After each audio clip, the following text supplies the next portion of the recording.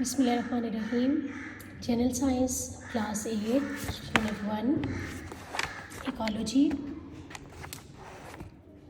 And chapter को पढ़ने से पहले हमें पता हो कि इसका जो नेम है वो क्या इंडिकेट करते हैं। जो वर्ड इको है इसका मतलब है इकोसिस्टम,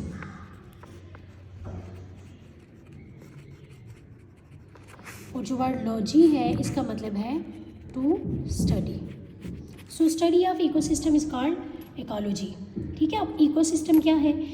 इकोसिस्टम वो रीजन है, स्पेसिफिक रीजन, जहाँ पे जो उसके लिविंग ऑर्गेनिजम्स हैं और उसके नॉन लिविंग ऑर्गेनिज्म या उसका जो नॉन लिविंग इन्वायरमेंट है वहाँ पे वो एक दूसरे के साथ इंटरेक्ट करते हैं, रिसोर्सेज शेयर करते हैं। इस तरह वो एक दूसरे पे जिस तरीके से डिपेंड करते हैं, जब हम उनकी इंटर रिलेशनशिप को यानी लिविंग ऑर्गेनिज्म और उनके इंटर रिलेशनशिप को हम स्टडी करते हैं तो वो इकोलॉजी है। और वो एरिया जहाँ पे लिविंग ऑर्गेनिज्म रह रहे होते हैं with non living organisms and their non living environment, उस एरिया को कहते हैं इकोसिस्टम। सिंपल, जब हम इकोसिस्टम की स्टडी करते हैं तो उसे इकोलॉजी कहते हैं, या जब हम किसी भी ऑर्गेनिज्म के रिलेशनशिप को पढ़ते हैं उसके नॉन लिविंग इन्वायरमेंट के साथ, उनका जब हम इंटर रिलेशनशिप पढ़ते हैं तो वो है इकोलॉजी।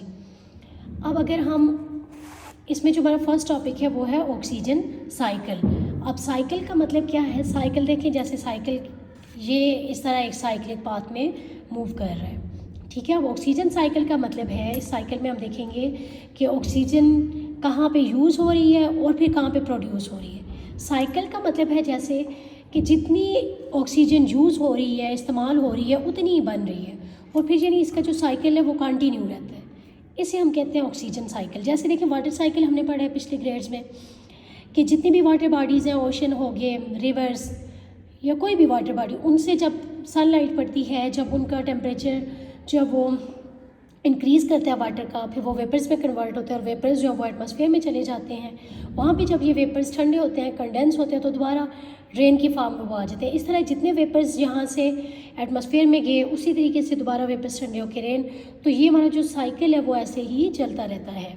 इन जितना वाटर लॉस हुआ है वेपरेशन में, उतना ही वाटर दोबारा से गेन हो गया ड्यूरिंग कंडेंसेशन। अब अगर ऑक्सीजन साइकिल की बात करें तो ऑक्सीजन साइकिल के लिए ही हमें एक फ्लो शीट डायग्राम दी गई है। अब इसमें अगर हम देखें कि पहला प्रोसेस जो है वो फोटोसिंथेसिस है। फोटोसिंथेसिस के लिए जो रिक्वायर्ड रिएक्टेंट्स हैं हमारे पास वो है कार्बन डाइऑक्साइड एंड वाटर। यानी ये दोनों जो हमारे रिएक्टेंट्स हैं ये जब आपस में कंबाइन होंगे, अब कार्बन डाइऑक्साइड कहाँ से आ रही है? ह्यूमन या एनिमल्स या प्लांट्स, इनकी रिस्पायरेशन के दौरान जब वो एक्सहेल करते हैं, यानी जब ऑक्सीजन वो इनहेल करके जाते हैं, ऑक्सीजन उनके सेलुलर लेवल पे जाती है, वहाँ पे फूड मॉलिक्यूल को ब्रेक करती है, एनर्जी रिलीज़ करती है, उस दौरान वेस्ट मटेरियल बनते हैं जिसमें कार्बन डाइऑक्साइड और वाटर, और इसके अलावा तो ये कार्बन डाइऑक्साइड जो एटमॉस्फेयर में चली जाती है, यानी ये एक्सहेलेशन से बाहर आ जाती है हमारे माउथ के ज़रिए। तो रेस्पायरेशन का जो प्रोडक्ट होता है उसमें ये बन रही होती है, और उसके साथ साथ वाटर कहाँ से आ रहा है? सॉइल से आ रहा है। अब प्लांट्स इन्हें यूज़ करें फोटोसिंथेसिस में, और इसके अलावा फोटोसिंथेसिस के लिए नेसेसरी कंडीशन क्या है? सनलाइट का होना, और उसके साथ क्लोरोफिल जो लीव्स में प्रेजेंट होता है। अब जब ये आपस में रिएक्शन करते हैं तो प्लांट्स की फूड प्रिपेयर हो जाती है जिसे कहते हैं ग्लूकोज। अब ये प्लांट की फूड है जिसे कहते हैं ग्लूकोज, और इसका फार्मूला है C6H12O6। और इसके साथ ये हमारा मेन प्रोडक्ट है फोटोसिंथेसिस का, डिज़ायर प्रोडक्ट है।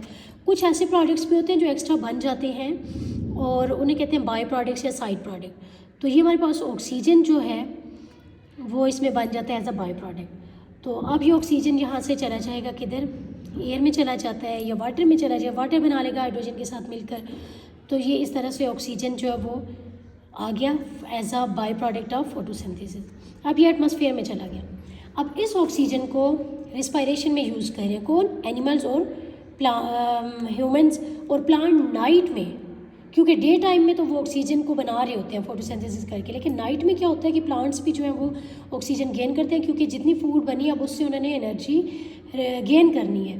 तो फिर वो ऑक्सीजन इनहेल करके लेके जाएंगे अपनी बॉडीज़ में, वो जब उनके हर सेल तक पहुंचेगी वहाँ पे जाके वो फूड मॉलिक्यूल को ब्रेक करेगी, एनर्जी रिलीज़ करेगी, और इस तरह इस प्रोसेस में जो है वो carbon dioxide as a waste product बनेगी, चाहे रिस्पायरेशन ह्यूमंस में हो रही है, एनिमल्स में हो रही है या प्लांट्स में हो रही है। ठीक है, और उसके साथ साथ वाटर भी जो है वो भी एज अ वेस्ट प्रोडक्ट बनता है। और दोबारा से ये जो है अब फिर फोटोसिंथेसिस के लिए ये जो है दोबारा यूज़ हो रहे हैं। यानी फोटोसिंथेसिस में हमारे पास जो प्रोडक्ट बन रहा है फूड के अलावा, जो साइड प्रोडक्ट वो है ऑक्सीजन, उसे हम रिस्पायरेशन में यूज़ करते हैं, और रिस्पायरेशन में जो वेस्ट प्रोडक्ट बनने वाले कार्बन डाइऑक्साइड वाटर वो दोबारा फोटोसिंथेसिस में यूज़ हो रहे थे। और इस तरह ये साइकिल जो है ये कंटिन्यू रहता है, फोटोसिंथेसिस, रिस्पायरेशन, और ये प्रोसेस एक दूसरे को अल्टरनेट कर रहे होते हैं।